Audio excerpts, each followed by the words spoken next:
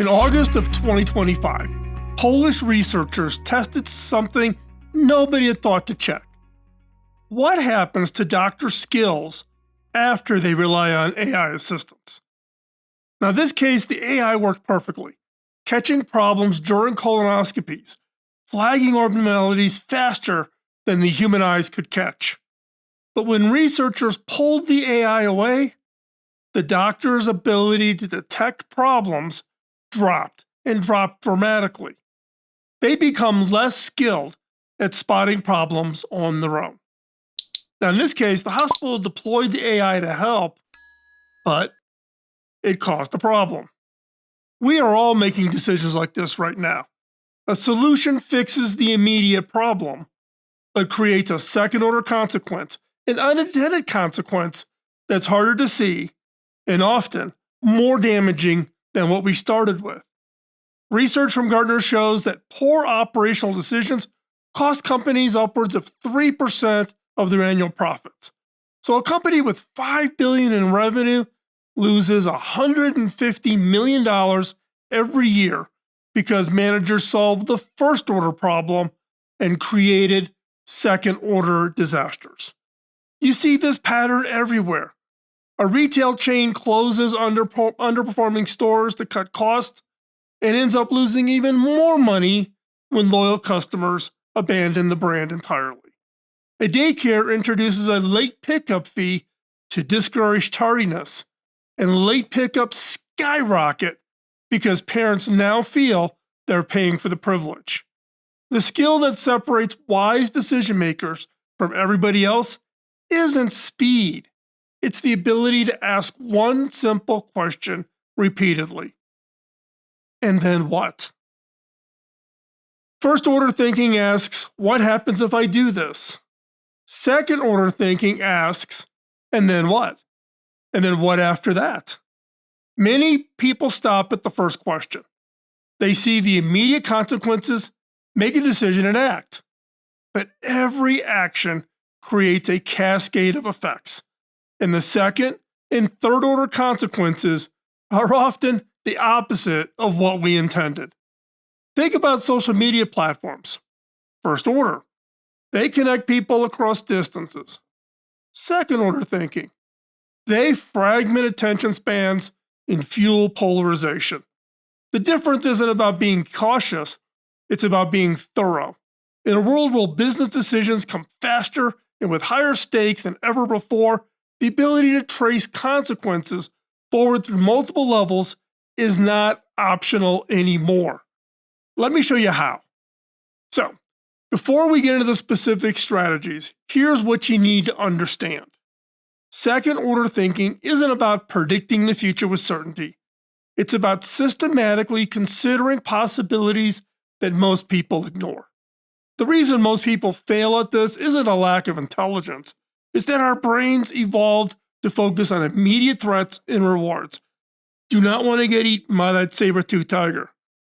First order thinking kept our ancestors alive, but in complex modern systems, businesses, markets, organizations, first order thinking gets you killed. And the good news is, this is a learnable skill. You don't need special training or an advanced degree. You need two things: a framework for mapping consequences and a method for forcing yourself to actually use it. Two strategies will stop your solutions from creating bigger problems. So, first off, mapping people how will actually respond. Trace your decisions through stakeholders. Understand what they're actually incentivized and predict how the systems adapt. And then run the and then what drill. Force yourself to see 3 moves ahead before you act, using a simple 3-round question method. Let's break down each of these 2 strategies in more detail. So again, strategy 1, map how people will actually respond. Here's the fundamental insight that separates good decision makers from everybody else. People will respond to what you reward, not what you intend. When you make a decision, you're not choosing an action. You're sending signals into a complex system of human beings who will interpret those signals, adapt their behavior, and create consequences we never imagined. Your job is to trace those adaptations before they happen. The strategy has three components that work together. First, identify all of your stakeholders. When considering a decision, list everyone it will affect directly and indirectly. Don't just think about your immediate team. Think about your customers, both current and potential, competitors. How are they going to respond? Your suppliers and partners, your employees at all different levels within your organization, your investors, your board of directors, regulatory bodies, industry watchdogs, adjacent markets, ecosystems. Most executives stop after listing 2 or 3 obvious groups. The consequences you miss come from stakeholders you forgot to consider. And here's what research shows. Wharton professor Philip Tetlock spent 2 decades studying how well experts predict future events. And what were his landmark findings? Even highly credentialed experts' predictions were only slightly better than random choice, barely better than a dart-throwing chimp. But the real insight came when Tetlock discovered that certain people can forecast with exceptional accuracy. These super forecasters, as he calls them, share one key trait. They relentlessly ask, and then what? Before making any predictions. They just don't see the immediate effect. They trace the decision through the entire system. The people making million-dollar decisions are operating blind beyond that first consequence. Remember, they're not any better than just throwing a dart at a dartboard. Our job is to see what they're missing. So, second step is understand what you're actually rewarding. You've now got all the people that you're going to be influencing. Understand what you're actually rewarding. This is where most decisions go off the rails. You think you're incentivizing one behavior, but you're actually rewarding something completely different. Here's the test. For each stakeholder we listed, ask yourself, what does this decision make easier, more profitable, or less risky for them? Here's a quick example.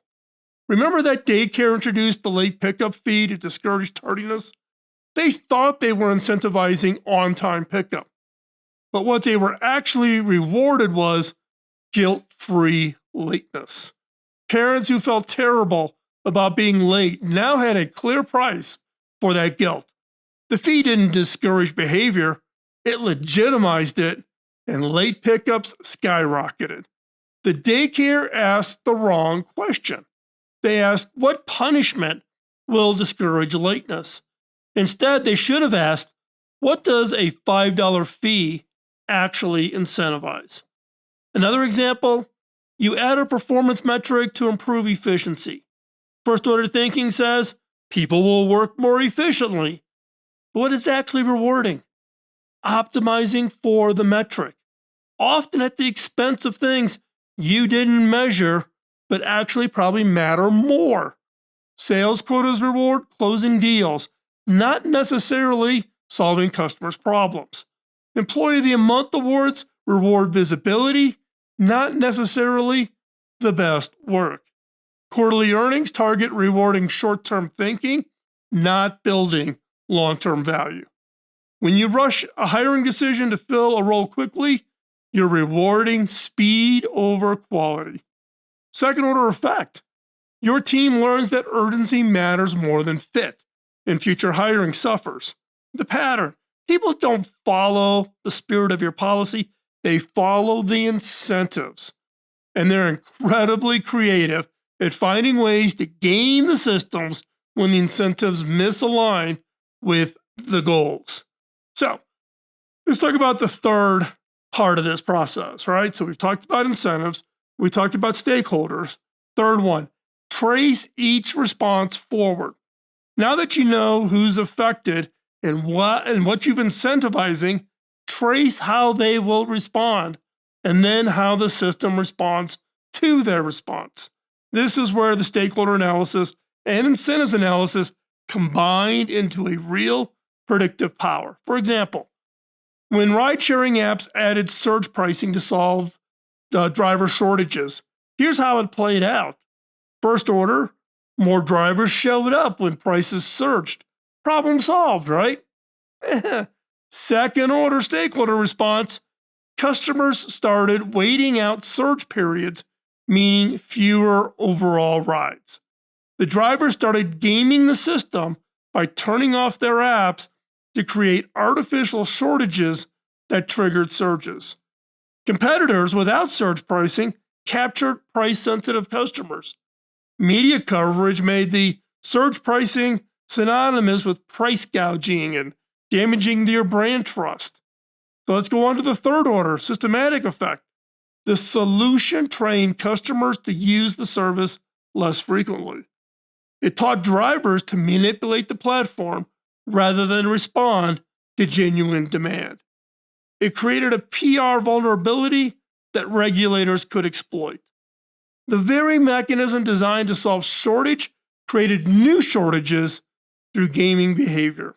So the original problem, driver shortages during peak times, was real.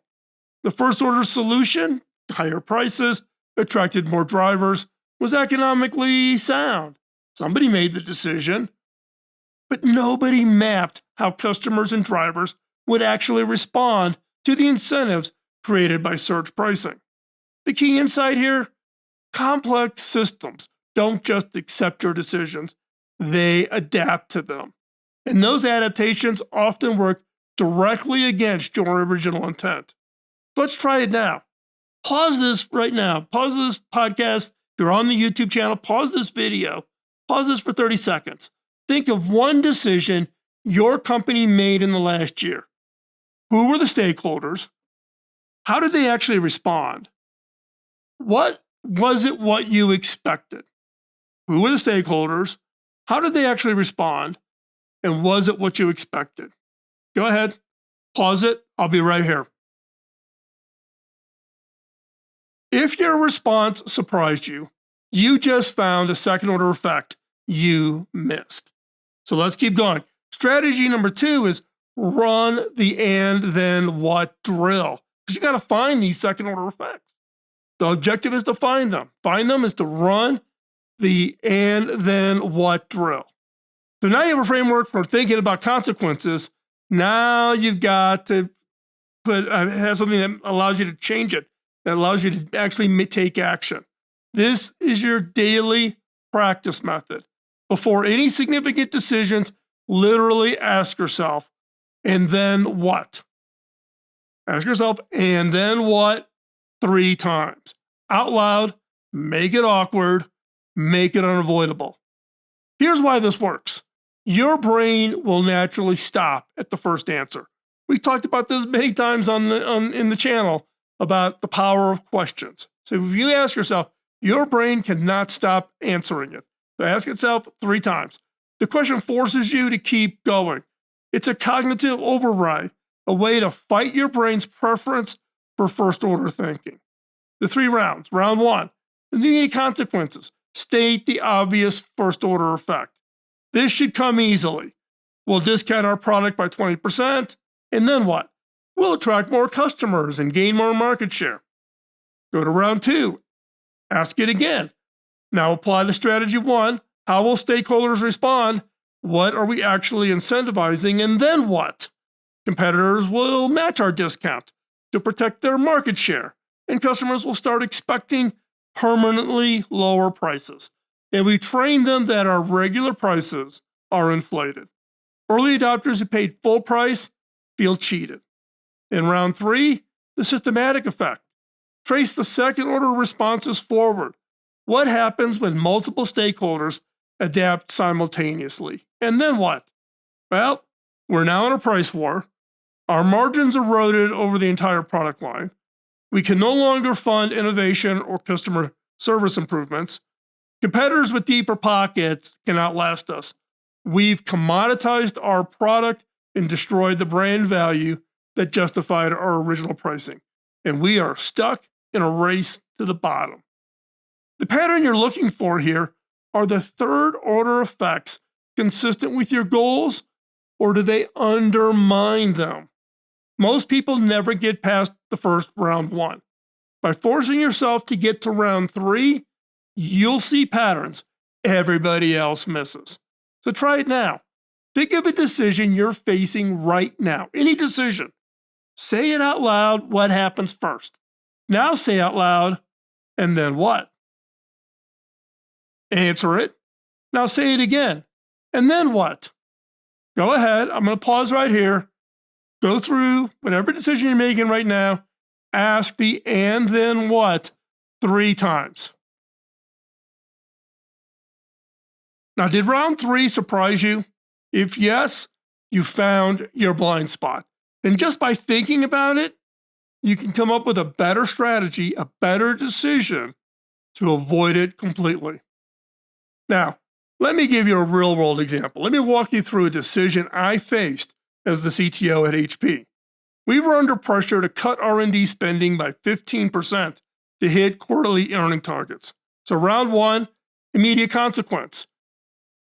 What hit? If we did the 15% cut, we would hit our quarterly numbers, Wall Street would be happy, stock price would stay stable, and the board would be happy. Great! Round 2. This is the response and adaptation. And then what? Well, our best researchers, the ones working on breakthrough projects for 3 to 5 years out in the horizon, see the writing on the wall. And they start looking to leave. They start looking at competitors who are not cutting R&D. Meanwhile, the teams that survive shift their focus to incremental improvements with shorter payback periods because that's what will not get cut next quarter. And then you go to round 3, the systematic effects. And then what? 18 months later, our innovation pipeline is empty. We're selling the same products with minor tweaks while competitors who maintained their R&D investment launch breakthrough products. We lose market leadership, and now we need to spend 3x what we saved just to catch up. But our best people are already gone, so we can't even spend the 3x to catch up. In our case, we fought the cut. We protected long-term R&D. Some of those projects became billion-dollar product lines, but I watched other companies make that first-order decision and destroy their innovation capability. That conversation took maybe 5 minutes between myself, the CEO, and the board, but it saved HP from years of playing catch-up. So, take a decision you're facing this week, any decision with financial or operational implications. Write down the decision at the top of the page. Be very specific. List 3 immediate consequences. These should come easily to you. Take each consequence and ask, and then what? And ask it twice. You want to get to the second order thinking, and you want to get to the third order thinking. Write down both of those. Create yourself a list. Find which effect you had not considered. That's your blind spot. Do this for one decision this week, and you'll start seeing consequences others don't. And make it a habit. And it becomes automatic, like a chess player who sees 3, 4, 5 moves ahead. So right now in your company, there are people who seem to always be that one step ahead. They don't work longer hours. They're not more talented than you, but somehow they avoid the disasters others walk into. They see opportunities others miss. They're able to almost like look around corners, and they get promoted while others are fixing problems. But here's their secret. While everyone else celebrates the first order win, they're already managing the second order consequences. While you're implementing the solution, they've already anticipated what breaks next. That gap between first order thinking and second order thinking is the difference between running in place and actually advancing. So your challenge for the next 30 days, before every significant decision, ask yourself, and then what? And do that 3 times out loud. Not in your head, out loud. Make it awkward, make it unavoidable. Because the ones who rise aren't the fastest problem solvers. They're the ones who solve problems that stay solved. So start asking the questions 3 times every decision. The question isn't whether we have to think this way, it's whether we can afford to keep making decisions that just create bigger and bigger problems than they solve. So, this is part of the Thinking 101 series, which teaches you how to think clearly in a world designed to confuse everyone. So here's our journey so far. In episode 1, we exposed the thinking crises. In episode 2, we learned to distinguish between deductive certainty from inductive probability. In episode 3, we discovered how to distinguish true causation from mere correlation. Episode 4, we learned how to harness the power of analogies while avoiding their traps. Episode 5, we master probabilistic thinking, how to make decisions with incomplete information, in uncertainty. Today, this is episode 6, we learned how to stop our decisions from creating bigger problems and asking, and then what, until we see the patterns others miss. Next up is episode 7, which is about proportional and numerical thinking. It's really about understanding scale and magnitude. We'll learn how to think in terms of scale, ratios, and relative magnitude, understanding when numbers matter and when they don't, spotting those statistical tricks used to mislead, and developing intuition about large numbers that most people lack. So hit that subscribe button so you don't miss future episodes. And hit that like button and that notification bell because it helps us with the algorithms so others find our content. And why not share this video with a colleague who you think would benefit from understanding this concept? Because right now, while you've been watching this, someone just made a decision that solves today's problems perfectly and just created 3 bigger problems for next quarter. The only question is, will you be the one who sees them coming? We'll see you next episode. Talk to you soon. Bye-bye.